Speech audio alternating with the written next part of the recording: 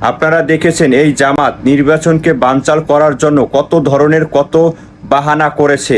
প্রথমে বলেছে আমরা পিআর পদ্ধতিতে নির্বাচন চাই, তারপরে বলেছেন এই দেশে গণভোট হতে হবে।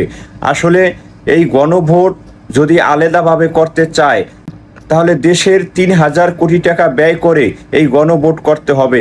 তাই ডক্টর মোহাম্মদ ইউনূস তিনি কিন্তু এই মুহূর্তে সঠিক একটি সিদ্ধান্ত নিয়েছে দেশের জন্য, দেশের মানুষের জন্য, দেশের ভবিষ্যতের জন্য। তিনি বলেছেন একই দিনে জাতীয় নির্বাচন হবে এবং একই দিনে গণভোট হবে। একই দিনে যদি জাতীয় নির্বাচন গণভোট হয় তাহলে দেশের ৩,০০০ কোটি টাকা বেঁচে যাবে।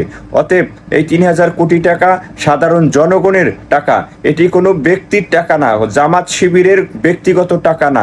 তারা চাচ্ছে এই ৩,০০০ কোটি টাকা দেশের ধ্বংস করতে। ১৯৭১ সালে এই জামাত শিবির তারা চায়নি দেশ স্বাধীন হোক। ২০২৫ সালে আজকে যে তারা দেশের ভালো চাইবে সেটা আপনারা কিভাবে ভাবলেন?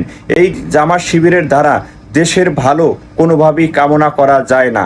তাই এই জামাত শিবির থেকে আপনারা সবাই দূরে থাকুন।